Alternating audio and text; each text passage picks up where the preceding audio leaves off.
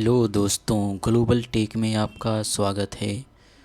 दोस्तों, ये हमारा HTML का सीरीज़ चल रहा है। इससे पहले हम 2 वीडियो HTML बना चुके हैं जो इंट्रोडक्शन ही पे है। ये हमारा HTML का तीसरा इंट्रोडक्शन है और ये लास्ट इंट्रोडक्शन है। इसके बाद हमारा जो वीडियो आएगा HTML पे, वो भी HTML की आगे की कड़ी होगी, आगे का सिलसिला होगा।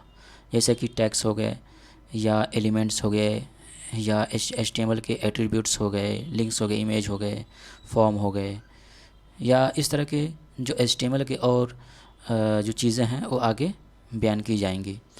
लेकिन हम ये जो इंट्रोडक्शन इस वजह से हम 2-3 वीडियो में जो हमने किया है वो इस वजह से किया ताकि जहन में बात अच्छी तरह समझ में आ जाए कि HTML होता क्या है और HTML से हम क्या क्या फ़ायदा हासिल कर सकते हैं। किसी भी वेब पेज को बनाने के लिए HTML की कितनी अहमियत है।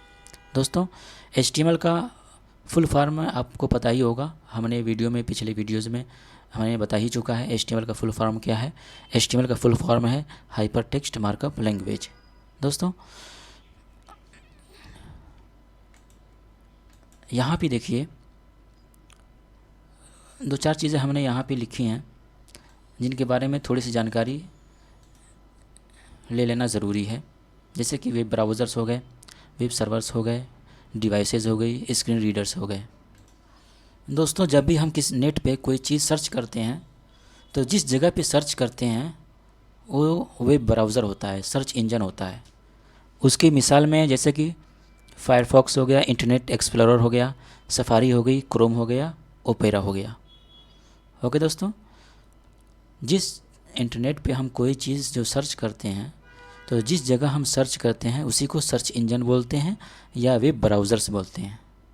ओके दोस्तों, दूसरी चीज़ है वेब सर्वर्स। वेब सर्वर्स क्या होते हैं? वेब सर्वर्स, हम मान लीजिए हमने वेब ब्राउज़र पे कोई चीज़ सर्च किया, जैसे कि गूगल क्रोम है। क्रोम पे हमने JNU जवाहरलाल नेहरू यूनिवर्सिटी हमने सर्च किया। सर्च करने के बाद जो चीज़ें हमको दिखी तो ये चीज़ें कहाँ से आईं? तो वो चीज़ें, वो डॉक्यूमेंट्स, वो टेक्स्ट जहाँ से आए, जिस चीज़ ने हमको दिया उसी को वेब सर्वर से बोलते हैं। ओके दोस्तों, वेब सर्वर्स वो ख़ास कंप्यूटर होते हैं जो इंटरनेट से कनेक्ट होते हैं और उन्हीं कंप्यूटर्स पे वेब पेजेस रखे होते हैं। जब हम कोई चीज़ नेट पे सर्च करते हैं तो जहाँ से वो चीज़ें आ रही हैं, पेज बन करके जहाँ से चीज़ें आ रही हैं, वो वेब सर्वर्स होते हैं। ओके दोस्तों, डिवाइसेस, तीसरी चीज़ है डिवाइसेस। जिस डिवाइस पे, मान लीजिए कंप्यूटर पे भी सर्च कर सकते हैं, लैपटॉप पे भी सर्च कर सकते हैं, मोबाइल फ़ोन में भी, टैबलेट पे भी हम सर्च कर सकते हैं। तो इन चीज़ों को हम डिवाइसेस बोलते हैं। एक चौथी चीज़ होती है स्क्रीन रीडर्स। स्क्रीन रीडर्स एक सॉफ्टवेयर होता है। मान लीजिए एक वेब पेज है, वेब पेज में अगर स्क्रीन रीडर्स लगा दिया जाए तो उसको आपको पढ़ने की ज़रूरत नहीं है, वो पढ़ करके आपको बताएगा कि यहाँ पे क्या क्या लिखा हुआ है। ओके दोस्तों, इसकी मिसाल में हम यहाँ पे चलते हैं। एक सर्च इंजन है जैसे कि गूगल क्रोम। गूगल क्रोम ये सर्च इंजन है। हमने यहाँ पे सर्च किया JNU। यहाँ पे देखिए, यहाँ पे एक साइट आ गई जवाहरलाल नेहरू यूनिवर्सिटी के नाम से। हमने जब इसको ओपन किया तो हमको कुछ वेब पेजेस मिलेंगे। जैसे कि यहाँ पे देखिए कुछ वेब पेजेस आ गए। यहाँ पे देखिए, इस पर क्लिक करेंगे तो हम कुछ भी जानना चाहते हैं जवाहरलाल नेहरू यूनिवर्सिटी के बारे में। यहाँ पे देखिए सारे वेब पेजेस हैं। यहाँ पे क्लिक करेंगे तो किसी दूसरी लिंक पे पहुँच जाएंगे।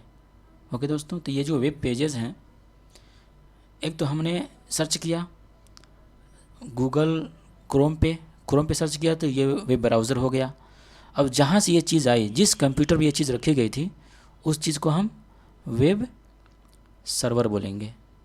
और हमने अपने कंप्यूटर पे ये जो सर्च किया है इसी को डिवाइस बोलेंगे या वेब यूज़र्स बोलेंगे। ओके दोस्तों, और चौथी चीज़ जो थी यहाँ पे हमारी स्क्रीन रीडर्स।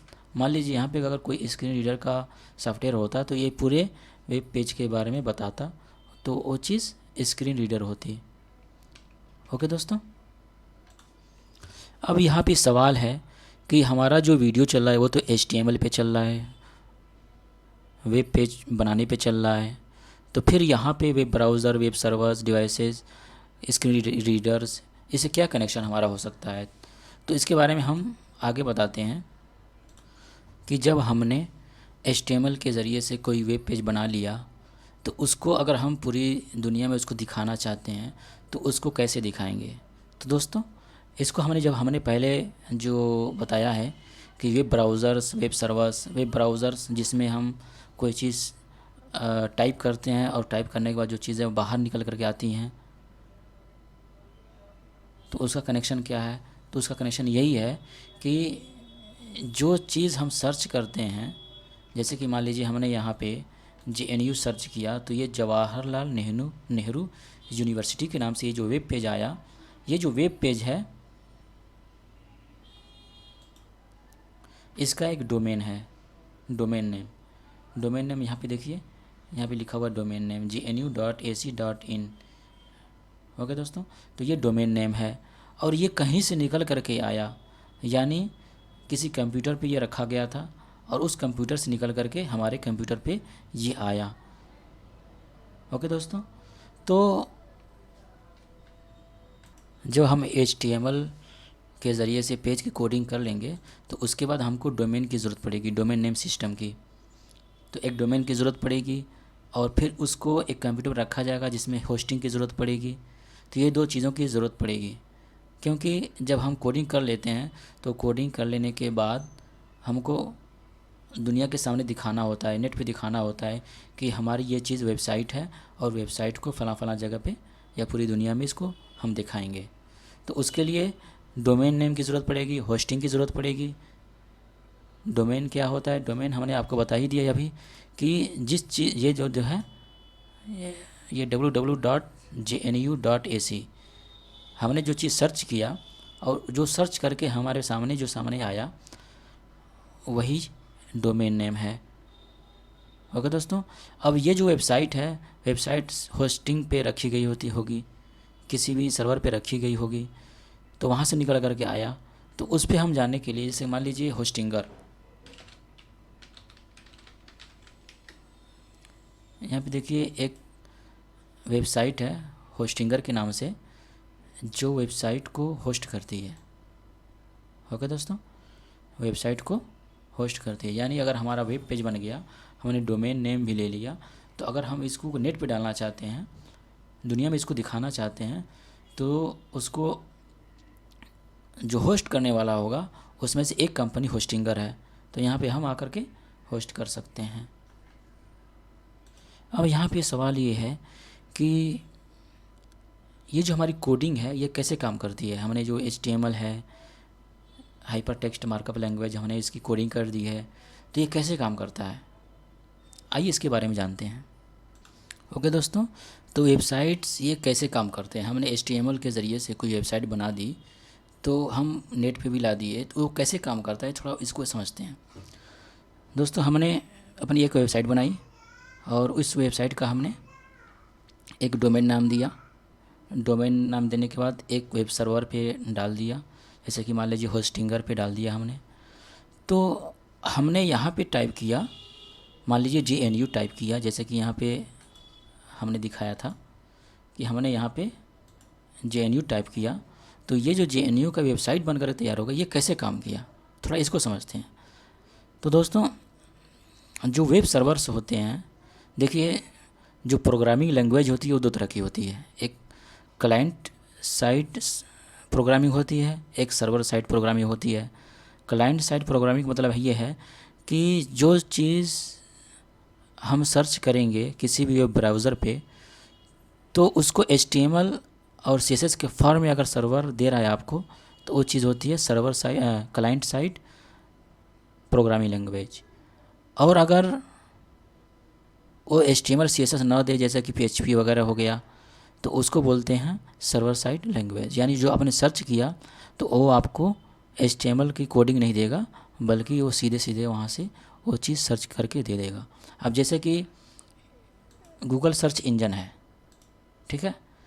तो ये सर्वर साइड प्रोग्रामिंग लैंग्वेज है जो कि ये काम कर रहा है, सर्वर साइड प्रोग्रामिंग लैंग्वेज के हिसाब से काम कर रहा है, क्योंकि यहाँ पे कोई वेब पेज नहीं है, बल्कि इसने क्या किया, जो इसके बैक एंड में है, कुछ चीज़ें ऐसी हैं कि जो इसके बैक एंड में काम कर रही हैं, उनमें से इसने कुछ वेबसाइट को उठाया और उसमें से आपको उठा करके कुछ आपके सामने रख दिया। तो यहाँ पे जो बैक एंड में जो काम किया, इसको बैक एंड प्रोग्रामिंग लैंग्वेज बोलते हैं। और यहाँ पे जो जवाहरलाल नेहरू यूनिवर्सिटी के नाम से जो वेब पेज खुल करके आया, ये क्लाइंट साइड प्रोग्रामिंग लैंग्वेज है।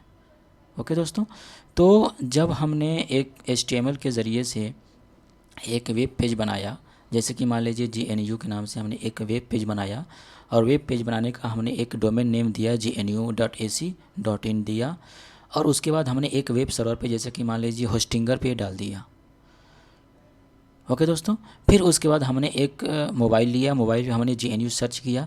तो जो हमने GNU सर्च किया, उस सर्च करने में जो वेब पेज खुल करके आया वो HTML और जो भी उसमें और जो लैंग्वेज इस्तेमाल होगी वो हमारे सामने खुल करके सामने आएगी। मान लीजिए यहाँ पे हम इंस्पेक्ट करते हैं, ये जो राइट क्लिक करते हैं, राइट क्लिक करने के बाद इंस्पेक्ट पे क्लिक करते हैं, तो यहाँ पे देखिए हमें ये कोडिंग कुछ सामने दिख रही है। इसके बारे में हम आगे चल करके वीडियो बनाएंगे, तफसील से गुफ्तगू होगी, लेकिन अभी के लिए हम बस इतना दिखाना चाह रहे हैं कि जो ये हमारा HTML है, ये HTML client side programming language है, वेब पेज बनाने के लिए काम आता है। जैसे देखिए यहाँ पे देखिए डॉक टाइप HTML लिखा हुआ है, फिर HTML लैंग हो गया, हेड हो गया, बॉडी हो गई, ये सारी चीज़ें यहाँ पे सामने आ रही हैं। यहाँ पे देखिए लास्ट में यहाँ पे ये HTML, ये बॉडी हो गई। ओके दोस्तों, तो HTML एक क्लाइंट साइड प्रोग्रामिंग लैंग्वेज है। और दूसरी चीज़ ये कि हम कोई भी चीज़ जब कोडिंग करके हम सर्वर पे डालते हैं तो वहाँ पे हमको HTML के फॉर्म ही में वापस आती हैं। ओके दोस्तों, अब आगे चलते हैं HTML का स्ट्रक्चर। इसके बारे में हम पहले भी कुछ बता चुके हैं, इंट्रोडक्शन दे चुके हैं। यहाँ पे थोड़ी सी ससरी निगाह से देख लेते हैं। जैसे कि मान लीजिए यहाँ पे डॉक टाइप HTML लिखा हुआ है, HTML है, हेड है, ये बॉडी है, ये बॉडी है, ये HTML है। ये हमारा ये HTML का स्ट्रक्चर है, ये मेन ढांचा है। इसके बाद बहुत सारी चीज़ें आगे चल कर के हम बताएंगे, जिसकी वीडियो सिलसिलेवार तरीके से आएगी। तो यहाँ पे ये समझें कि ये डॉक टाइप HTML लिखा हुआ है, और जब हम इसको रन करेंगे तो हमारी जो वेबसाइट में निकल कर सामने आएगी और यहाँ पे ऐसे दिखेगी। ओके दोस्तों, तो ये देखिए जब हमने यहाँ पे ये सर्च किया, हमने जो हम HTML की हमने जो यहाँ पे कोडिंग की, डॉक टाइप लिखा, HTML लिखा, ये सारी चीज़ें हमारे सामने निकल कर के सामने नहीं आई, बल्कि इसमें से हमको वेलकम टू द वर्ल्ड, खुशी दूसरों को खुश रहने से भी मिलती है। उसके बाद ये हाय हुसैन ग्राफिक, ठीक है। यहाँ पे देखिए जो बार है C users PC desktop t.html। Okay दोस्तों, तो यहाँ पे हमारा जो हाय हुसैन ग्राफिक है, वो हाय हुसैन ग्राफिक यहाँ पे ब्राउज़र के टाइटल में आया, और ये दिखा रहा है desktop.t.html। ये मतलब ये है कि t.html ये फ़ाइल का नाम है, और ये डेस्कटॉप पे रखा गया है, और डेस्कटॉप जो C यूज़र में वो है, जो मेमोरी है उसमें ये रखा गया है। बाकी जो और चीज़ें हैं जैसे कि डॉक टाइप HTML, ये सारी चीज़ें हेड ये सब नहीं आया, बल्कि हमारा ये हाई हुसैन ग्राफिक आ गया, वेलकम टू द वर्ल्ड आ गया, खुशी दूसरों को खुश रहने से भी मिलती है, ये आ गया। बाकी और चीज़ें नहीं आई। ओके दोस्तों, तो आपको इतना समझ में आ गया होगा कि जो HTML में जो कोडिंग होती है उसका मेन ढांचा कैसा होता है और उसका रिज़ल्ट कैसे निकलता है।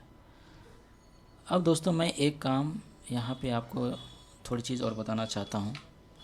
जैसे कि मान लीजिए हमने यहाँ पे इसी जो HTML का ये स्ट्रक्चर है, इसको हमने कॉपी करके यहाँ पे नोटपैड में पेस्ट किया, और उसके बाद हमने ये सेव कर दिया, डेस्कटॉप ही पे सेव कर दिया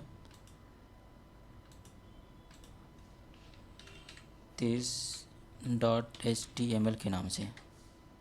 ओके दोस्तों, अब वेब ब्राउज़र में गए, हमने यहाँ पे ओपन किया, डेस्कटॉप पे गए, 23 था, यहाँ पे क्लिक किए, ओपन किए। यहाँ पे देखिए ये हमारा वो चीज़ आ गया जो हम यहाँ पे देख रहे थे, वो सेम चीज़ आ गई। लेकिन हम यहाँ पे एक और चीज़ दिखाना चाहते हैं। जैसा कि हमने कहा कि HTML ये एक क्लाइंट साइड प्रोग्रामिंग लैंग्वेज है, यानी ये HTML हमको HTML की फॉर्म में वापस करता है किसी भी वेब ब्राउज़र में। तो इस पर राइट क्लिक करते हैं और यहाँ पे इंस्पेक्ट में जाते हैं और यहाँ पे देखिए, डॉक टाइप हो गया, HTML बॉडी हेड हो गया, ये हाई हुसैन आ गया,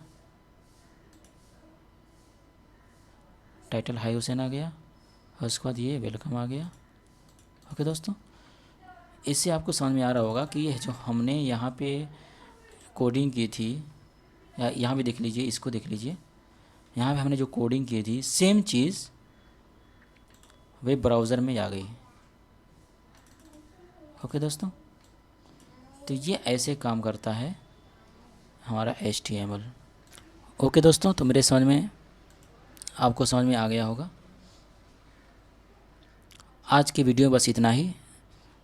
इसके बाद जो हमारा अगला वीडियो होगा वो HTML टैग्स पे आएगा, कि HTML जो टैग्स होते हैं, जो कि बुनियाद में से एक हिस्सा है जिसको जानना बहुत ही ज़रूरी है, और उसके बाद हमारा HTML का जो आगे का सिलसिला है वो शुरू हो जाएगा। Okay, thank you.